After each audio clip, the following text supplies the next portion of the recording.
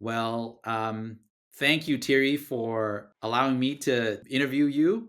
Thank you for this opportunity to get to know you, and we've known each other for maybe about a year, maybe almost 2 years. But when I met you, I actually don't remember how we met. I think we met I think we connected through LinkedIn. LinkedIn. Okay, I remember how we met. I remember, so we met when I saw that you were a BYU graduate, and that you were started doing some podcasts. I think you were part of doing your oral history work, and I thought it was great. I think I reached out to you because I just thought you were awesome. And when I got an opportunity to interview someone, you were definitely on my list of people to interview because I really think you have a great story, that you have a great experience that can speak to a lot of people, can inspire them to do things. And I'm really looking forward to this interview today. So as you know, this podcast on diaspora is just getting to know people who have done really great things, who have overcome a lot of difficulties and have achieved, that are very inspiring, and it's worth sharing your story. And that's the purpose of this podcast. So I'd love to go over your background, and then how you got to the United States, and what led you here, and then also some of the challenges that you experienced while you were here, and what you did to overcome them, and then we'll give you an opportunity to share some of the lessons you learned and give me advice on those that are coming after you, or those that are in the middle of it that you can potentially help. So um, yeah, so let's jump into it. um, would you share with us your background, and what you're working on, your just recent background, and kind of how you you know basically your elevator pitch of what you are, and then we'll drill down into some of the very special characteristics of your experience, and your history. But just in a kind of a summary way, who is Thierry, and what are you about? Yeah, so thank you, Sean, for having me on and share some of the stories. Hopefully, that it will be inspiring in some way. Like I said before, I think yesterday on the call that, I feel like I haven't accomplished much, and I don't know if I have stories to share, but um, by all means, hopefully that whatever I'm sharing will be somewhat inspiring to other people, and hopefully they get to know me a little bit better. Like you said, my name is Thierry. I am from Cambodia. And I last year in 2021, I graduated from Brigham Young University in master's degree in public administration, specifically in nonprofit management. And I worked after I graduated. I worked for about a year. Then, with the visa issue, I decided to go back to school. So right now, I'm still in school, doing accounting. Yeah. Great. So it sounds like you've um, getting a great opportunity to continue your education, through various circumstances.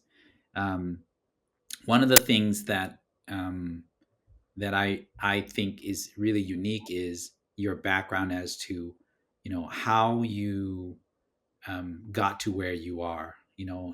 Could you share with us a little bit about your background, even kind of um, one of the things to me that you're a great example of is education, seeking education, and allowing education to be the great equalizer, as they say. Is education allows you to overcome whatever obstacles you have, that gives you an opportunity to advance yourself, to lift yourself, and give yourself opportunities to lift yourself up. Can you talk about your background, and even I think, if I recall some of the stories that you shared about how education was not even up, may not have been a potential for you, and you had to struggle and fight for that opportunity. Yeah, I don't know, for those who may not know where Cambodia is in Southeast Asia, just right between Thailand and Vietnam. And a lot of people know where Thailand is, where Vietnam is, but not a whole lot of them actually know where Cambodia is. Ever since I've been here, or going to school, when people ask where I'm from, a lot of them actually had no idea where Cambodia is. So yeah, Cambodia is in Southeast Asia, and it's still a third world country, still a developing country. So a lot of people are poor, and like you said, I am someone who love education, and I am a strong believer in education. I believe that education can actually change someone's life, right? Um, Growing up, so Cambodia, from 1975 to 1979, went through a genocide time, and a lot of educated people were killed. People lived in a horrible condition. And so my parents, they grew up during the genocide time. I think they were really young. They were probably around 6 or 7 years of age.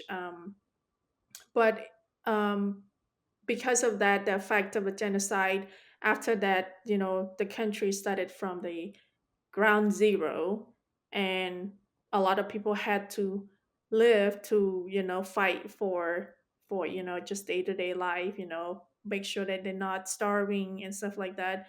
And the effects of that, my parents, they didn't really have much education. They only learned how to read, and that was it for them. Plus, they both of them, they were older siblings, and they feel like, of course, when you were living in poverty, education not really your priority, because you're trying to survive, try to put food on your table. So then it doesn't make sense that why you have to be in school to be educated, because everyone is starving. So might as well just use that time to go out and work, and support the family, right? And that's was their mindset, because they had family, they had parents, they had siblings to taking care of. So they just decided not to go to school and start working since they were really young. So the effect of that, they, when you didn't have much education, you didn't really have a good job to support yourself. And growing up, I, I, I have to say that we were really modest. We live in a village that a lot of poor people. Um, and I remember growing up as a kid, I did not like a lot of things that I saw. Not to blame them, probably majority of them because the lack of education. So then they didn't have really wide perspective how the world should be like, right? Um, Growing up, I see, all these things around me in terms of like, oh, people smoking, people fighting, like violence in the family, and all this kind of things. And I feel like, it's not the kind of life I wanted. And I'm grateful that my parents, especially my dad, even he's not very educated, but he values education in a way. He believes that, yeah, education can actually transform you from a lower ground to a higher ground. But however, like, I had four siblings, and for my dad, like earning money only like $4 or $5 a day, and trying to put all these kids to be in school, it was a struggle, right? um However, I am glad that, um with his support, he tried to work hard. But also, I'm glad that from my end, that because it's always a goal for me, that I feel like, oh, if I get education, I don't really know what the future will hold, but at least I have a firm belief that, oh, through education, probably I can get myself out of that community. and hopefully that I will have a better life than those people I've seen around me. That's the kind of mindset I have about education. Yeah. And what was your progression like from like schools? Were you able to attend, primary school, you know, secondary school, middle school, high school? What was that Yeah, journey like? yes. Yeah, so I did go to school, I went to primary school, I went to middle school, and then around middle school my dad, also in a culture that sometimes, oh, it's okay for girls to have less education than boys, sort of speech, because, oh, you're a girl, then once you're married you're gonna be a wife, you can stay home, so that's okay, but for a boy, you're gonna be um support your family, you're going to be a family head, so then probably you need to be a little bit better. But during middle school, one time my dad kind of mentioned like, oh, I'm not really sure, if we can afford you to go continue on to high school, and stuff like that. And I remember it was kind of sad and heartbroken in a way, like, oh, I don't want that, like I want, at least if I can go to college, at least just let me finish high school. But fortunately that I was able to go to high school and then graduated from high school. Then I was able to receive a full ride scholarship to go to college. That was really a blessing for me. Wow, that's amazing. And the university was in Cambodia? Yeah, it was in Cambodia. It was in my hometown. I always wanted to go to the city and go to universities over there, because universities are better in the city, of course. But once again, they said, "Oh, we can't afford you to go to college. Even you get full ride scholarship to go to the city and study, we can't even afford you, because you have to live on your own, you have to pay for rent, for food, you're a girl, all these kind of things, like, oh, we don't know, we don't want you to go, and once again, growing up as a girl, you have less opportunities. Even you were adventurous, they're very protective of you.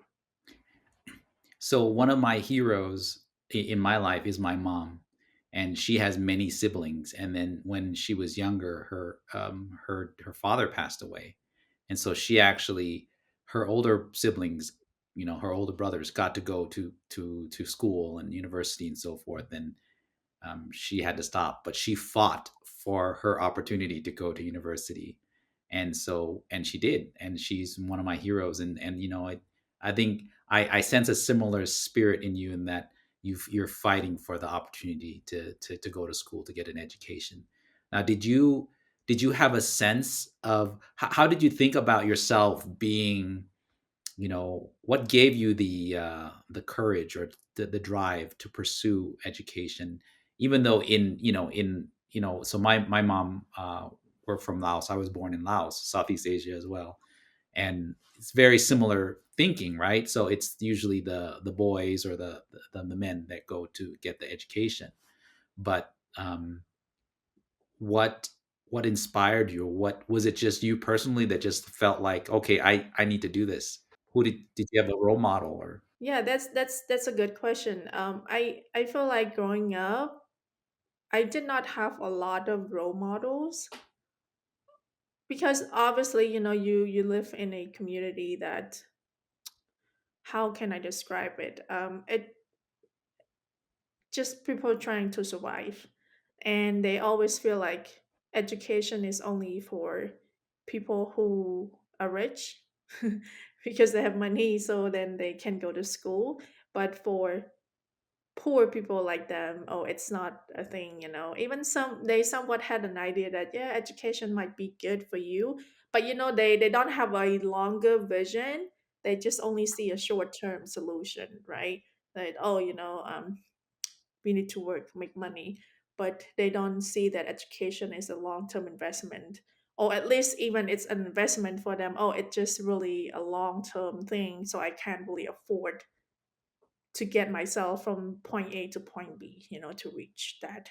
But for me, I feel like um one, probably just me personally, I don't know. I For some reason I just had a really strong belief in education.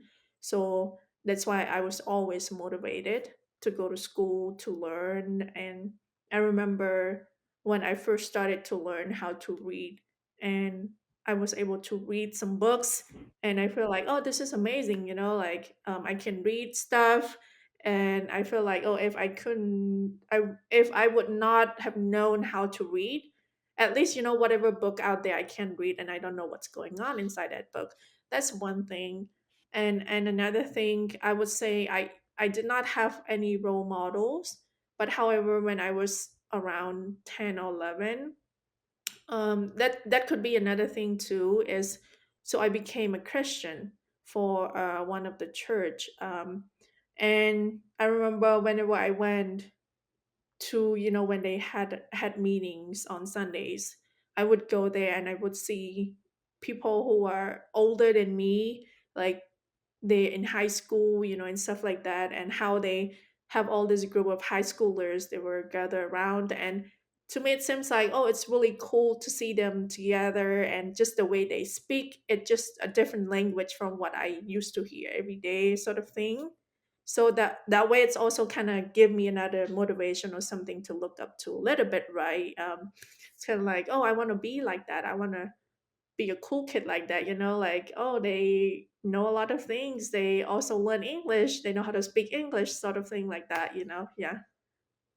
Speaking of English, can you share with us your story of what circumstances brought you to America? How did you get from, maybe the your village or your community in Cambodia, and then all of a sudden you're in the United States? Yeah. Um, it's I feel like they're like stories one after another. About It's kind of a long story how I came here. Yeah, about learning English, I'm grateful. Actually, the other day I was doing a reflection about, if I would have not known English, I would have not done a lot of things that I have done so far, and met a lot of people, great people in my life, right? And just kind of open my perspective to see a world bigger than I normally saw it back then. So, when I was in middle school, I remember when I started school, I was in primary school. There were some of my friends, neighbor friends, that went to school together. They kind of like, kids, when you saw each other and you kind of brag about yourself. Like, they started to learn English. They came and they showed me the textbooks. They're like, oh, some of the things that they learned and stuff like that. And I remember I was like, wow, that's so cool that they were able to go and learn English. But I can't go. My parents like can afford me to go. But then later, when I was in middle school, I think I was around probably 13 or 14. I started to learn English in middle school. And then I learned throughout middle school for about 2 or 3 years. But then I went to high school. I can't continue the all the English classes because you have to pay money for that. And I feel bad that I had to, because high school, you at least, like in Cambodia, when you went to high school, you have more expenses. And I feel bad for my dad that he had to afford me and other three kids to be in school, for him not making much money. So I decided to quit, not to go to all the private English classes. But at the same time, I did not quit learning English. I still keep learning English on my own, and I try to find, whatever places that provide free English classes, I would go there. And back then, I remember in my village, they had like some other Christian, groups that come and provide free English classes, so then I would go and learn from them. And like I mentioned earlier, I because my family became Christians, and in the church, they had missionaries who teach free English classes. So then I would go to those free English classes. Even, they didn't really know how to teach English. They only knew to teach whatever they think, oh, it was good, to teach people to know. But with some background I had learning some grammars and stuff like that, and then I keep going there. Then it's kind of, like combined together. I still keep self-taught myself. And then eventually after I graduated from high school, I was offered an opportunity to be an interpreter. And I remember back then I did not know much English, but I had to, yeah, I was offered to be an interpreter for, they call it senior missionary for the church. And then thanks to them that they were really patient with me. They taught me a lot. Even my English was not that great back then, but because they couldn't speak Khmer, then they had to have someone to help them. And they were very kind, very generous, very patient. They taught me a lot. And then, along the same time, I went to college. So then I started to improve more on my English. That's how I kind of learned my English. Then after I was done with college back in Cambodia, I decided to go on a church mission. It was like a year and a half. So So you became a missionary for your church. Is that what you're saying? yeah, yeah, I became a missionary for the church, which is the Church of Jesus Christ of Latter Day Saints. And for a year and a half, I was assigned to Hawaii. So it was also another great opportunity for me. Even I already knew English before I went, but then my English started to excel a lot, like for a year and a half. I lived in America. I I was surrounded myself with all the English speaking people. So then how I got improved my English from there. Did you And then realize what Hawaii was before you went? Did you know what Hawaii was?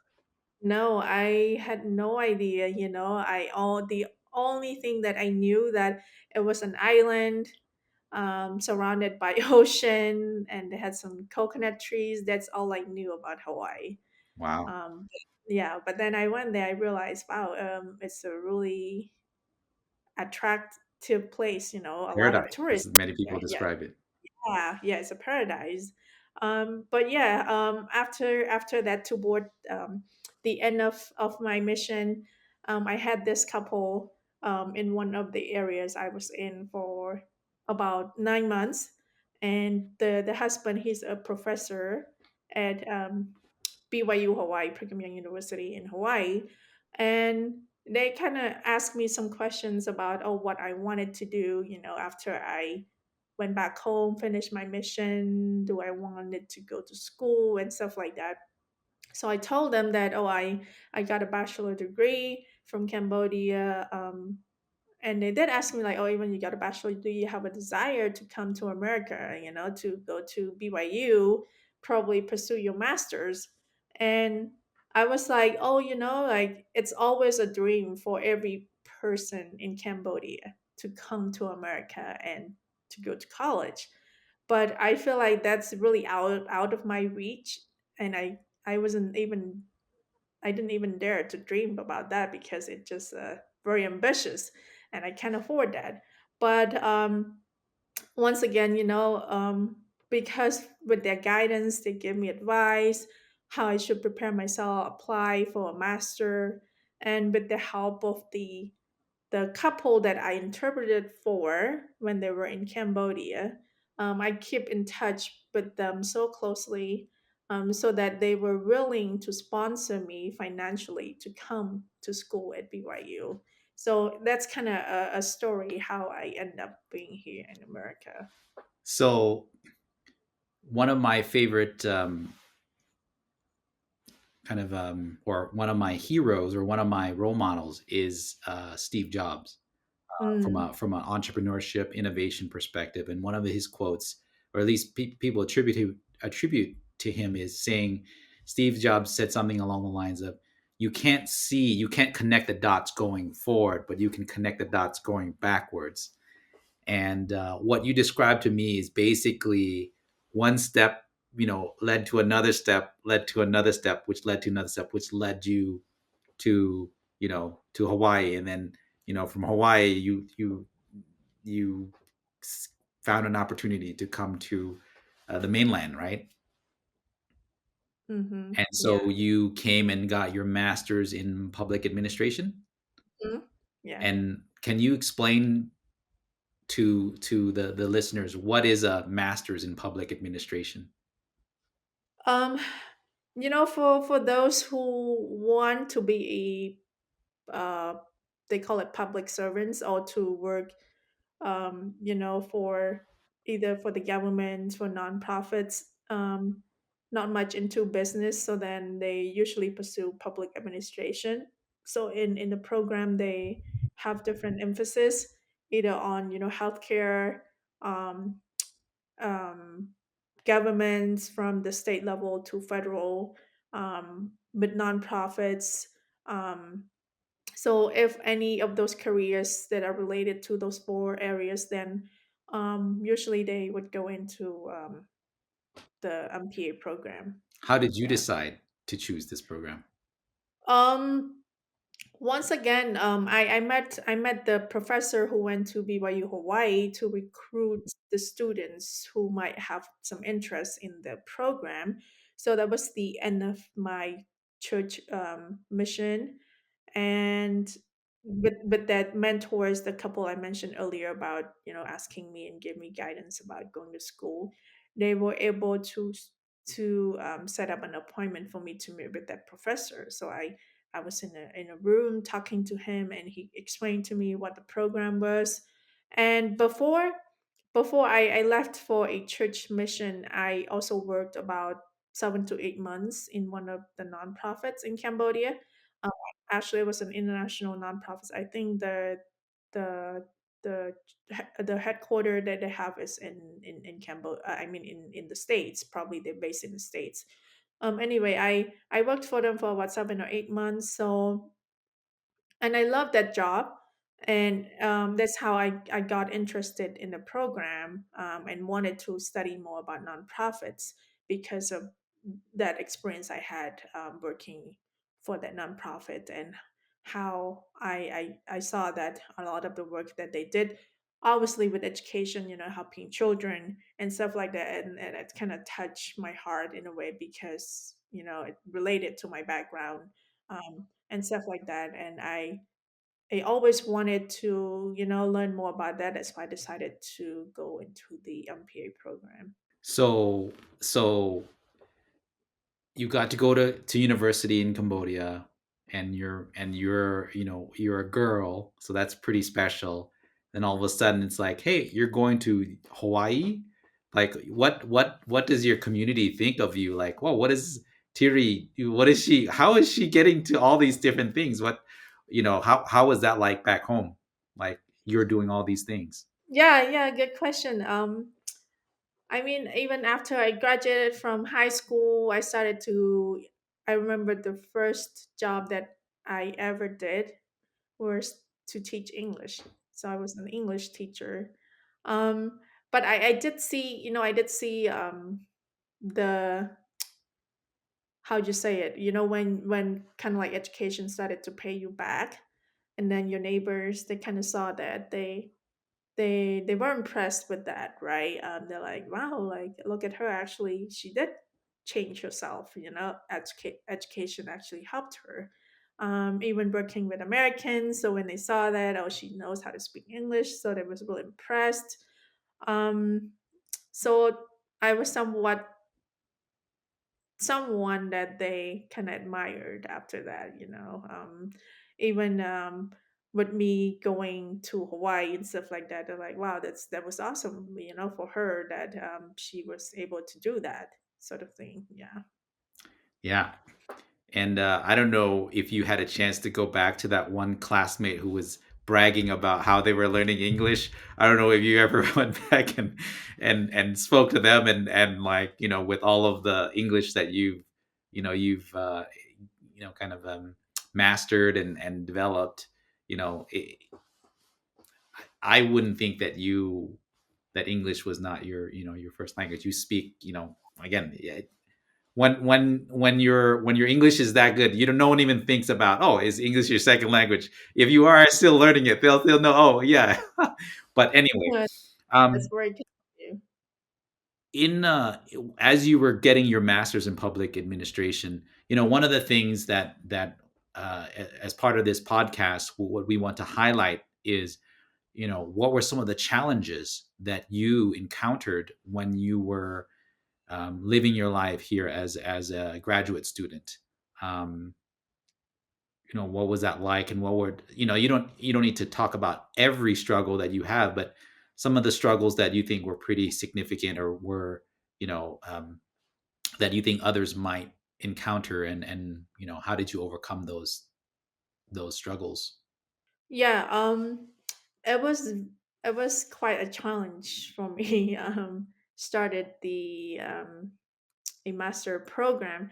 So I came here. I Before I started the master program, I was here about a year prior to that, just to learn, because like how if you are an international student, you have to take an English standardized test, so that to prove that you are qualified and you know English, so that you can be in an American college. So I did that for about 2 semesters, and also learned how to just prepare me to take the test. They call it GRE test, for graduate programs. Um, so then, before I started the program, I did a semester at BYU, kind of like taking some prerequisite classes to help me. And before I started the program, I went to Cambodia. So I was here for a year, and then in the summer, I got an internship with the oral history project that I did, and I went to Cambodia for that summer to intern for the project. And with the visa issue, so I was late. So I was late for my classes. So I was behind for about a week, and I came. It was really a very stressful time, with visa issue and everything. And then I came. I was really jet lagged, but I had to go to classes, and I missed my orientation and everything. And I remember I was sitting in all these classes, and I look around to see all my classmates. And I'm like, wow, it looks like they know what's going on. Like, these people are very smart, very brilliant, but I feel like an idiot, sitting in a class. I didn't really know what's going on. It was really hard for me, and I remember I had a lot of moments that I just kind of break down and cry, like, oh, this is super hard. I don't think I can do this. It seems like all these people are super smart, but me, I'm not one of them, and I didn't get a bachelor in America. I'm not familiar with American like curriculum, because I feel like it was quite a jump for me from um, like getting education in Cambodia. Like, of course, like the curriculum, the system, and everything is a whole new different world for me. And I feel like I was jumping from like 1 to 100. And it was hard, and I remember I'm like, I don't think I can do this. I'm gonna quit. I feel like I was telling myself at first, I'm like, I'm not, smart enough to be in this program. I'm just gonna quit and just pack my stuff and go home. But then the moment I felt that, I was kind of like talking to myself and re-evaluate everything, and was kind of thinking about, oh, is it worth it for me to give up now and go home? Even probably I was not, perfect in any way in the program, but at least if I could graduate with the best of the ability that I could do. Is that better that way, or is it better to give up now and go home? So, kind of like, talking back and forth myself with that decision, and I was glad that I did not give up. Um, Otherwise, I would not have learned a lot of things that I would learned, and I would have not met a lot of people that I met. That would be one of the struggle with me, right? So adjusting with the American education system, and I was grateful that I did not give up and go home because of that. And were there Were there any people that that helped you maybe through these emotional challenging times, or even kind of on an academic side as well? Were there any that you want to recognize that helped you, you know, overcome some of these things? I would say, of course, I mean, all the professors in the program that I did, and I remember what's her title? She's her name is Catherine Cooper. She's in the MPA program, and she's usually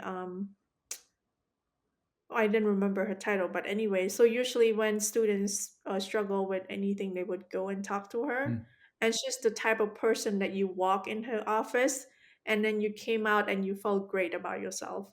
And she's great about helping students to feel that way. And I remember oftentimes I talked to her, and also with the mentors that I had back in Hawaii, and I still keep in touch with them, and they give me a lot of encouragement and stuff like that. So throughout the time that I did in my master program, and of course, I feel like with all the success I had with the MPA program and everything, of course, not me that did it, but there are a lot of people, not one person, but a lot of people that they were so generous, so kind, in any ways to help and support me, either financially, emotionally, academically.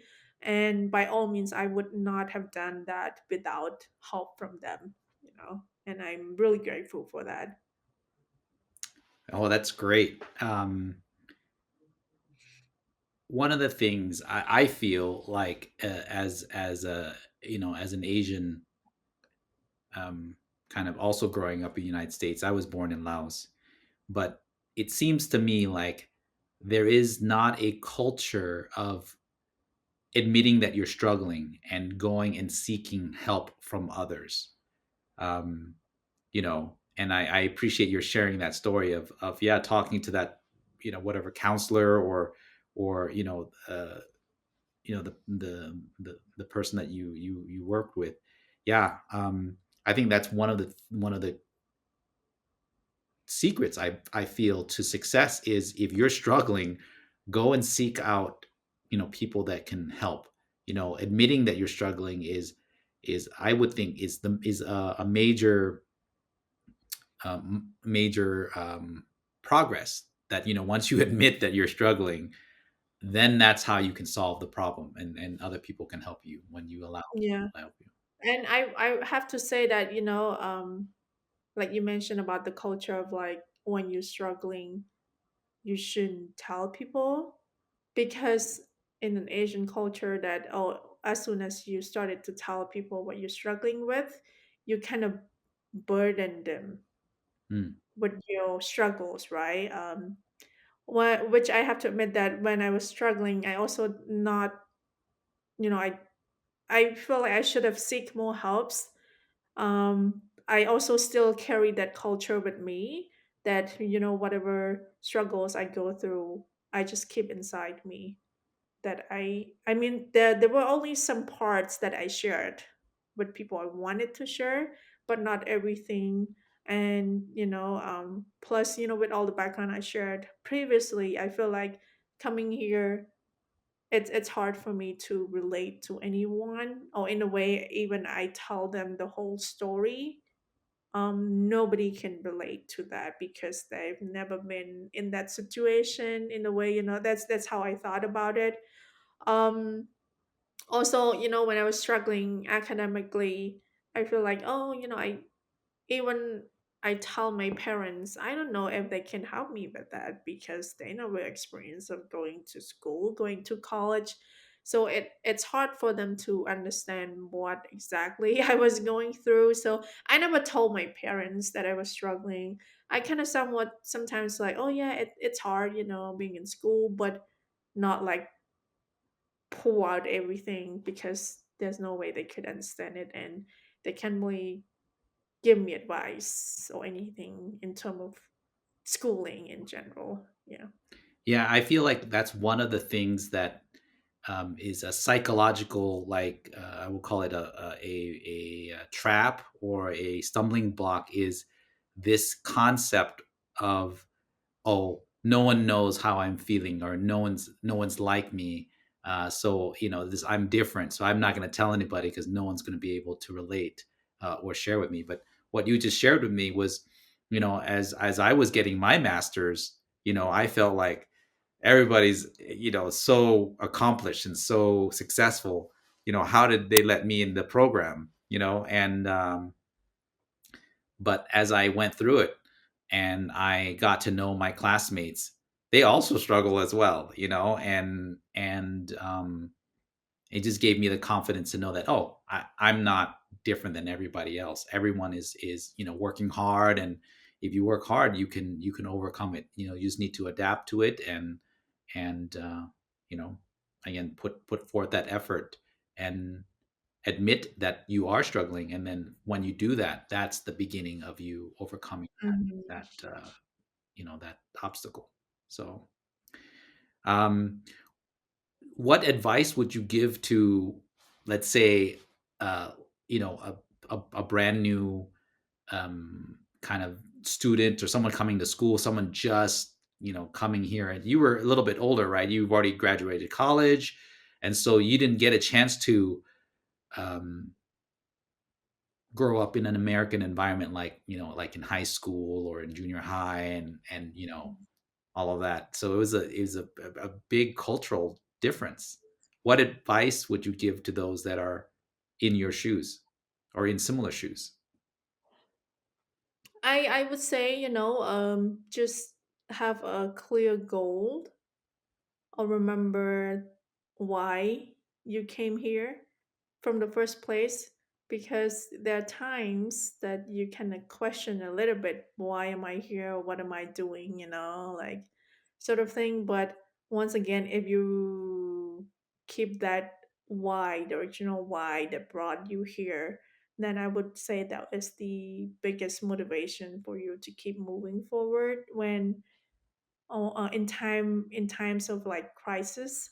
um I also would say, not compare yourself too much with people around you, because I would say with that experience I shared, the struggle I had, of course, I was struggling, but at the same time, what contributed to that is the comparison that I compared myself with people around me. So for me would be, like, start to not compare yourself with people around you and Hmm. just focus on yourself, on your goal, and what you can do best. That is, the success that you can provide to yourself. Not compare yourself to other people. Then, yeah, in a way, you feel like you're not successful. But however, just remember that success is when you try your best. That is the success for you. Yeah. So I also want to give you an opportunity to spotlight or talk about a project that you're passionate about. I know that you are passionate about many things. I see a lot of your posts, of interviews that you do, and some of the thoughts that you post in social media. But are there any projects that you're working on that you want to, you know, uh, highlight or spotlight, that you want to kind of promote, or? Yes, thank you for the opportunity. Actually, I've been thinking about this, but I haven't started the campaign yet. I want to do a fundraising to build a school in one of the remote areas in Cambodia. Because before COVID, I got a grant from BYU to do a school project, which is to hand out school supplies to children in this remote area. Um, I, however, like, I feel like, oh, with that grant, $500 can do a lot in Cambodia. So I started to talk to one of my good friends in Cambodia. He told me about this remote area, that how struggling the children are to go to school. They don't have the the proper school buildings and stuff like that, and very poor. He sent me pictures, he videos, and I had my little brother to go with him and hand out the school supplies. And my little brother did say that, yeah, it's very poor, children had to walk so far to go to school and stuff like that. And even one school building that they had is not even a, how would you say, it's not an appropriate building for a school. Hmm. So, but yeah, after I did that project, for some reason it's still in the back of my mind that I wanted to do something for them, because I feel like in a way I did not promise make any promise with them, but I kind of made promise with myself that I want to help them in any way that I could. So, and then last year my friend and I, we started to talk more about how we can build a school, and we talked to the school teachers, some of the students, parents, kind of like learn about their struggles, and but even kind of like they're struggling, but they still keep sending their children to go to school. Like somewhat I can relate to that because I was one of them that came from that background. Um, and but just also last year I read a book called A Promise of a Pencil. The guy started a nonprofit called Pencil of Promise. It's a really big nonprofit, actually, looking at their annual report, with their financial statements and stuff like that. But anyway, so the book, kind of resonated with me, and can relate it to that book a lot, and a lot of the ambitions, passions, or goals that he had when he was in his early 20s. Anyway, so that book inspired me that I wanted to do something for that school. So now I've been thinking about doing a fundraising. I'm not sure how to go about in doing it. I have some ideas of doing that, but I haven't started yet. But that one's one of the project I've been thinking of. I want to fundraise to build a school for them. That's great. That's great. That's giving back. Hopefully, when we post this, this podcast or this interview, you'll have the details that you can share with us, and then we can post it in the comments, or in the the background for this. So I really want to thank you for sharing with us your story and your experience, and how you were able to take one step at a time to where you are now. Um, and I myself also recognize that I still need to take many, many more steps, but I'm in the middle of a process, and it takes one step. And you know, I've been inspired, by you today about taking those steps, because from where you are now, you don't know where you're going to be 5 years, 10 years, 15 years from now, but these steps that you're taking will get you closer to that destination. And the more steps you take, the closer you'll be, or the more opportunities that you'll create for yourself. And so I want to thank you for that. Yeah, thank you, Sean.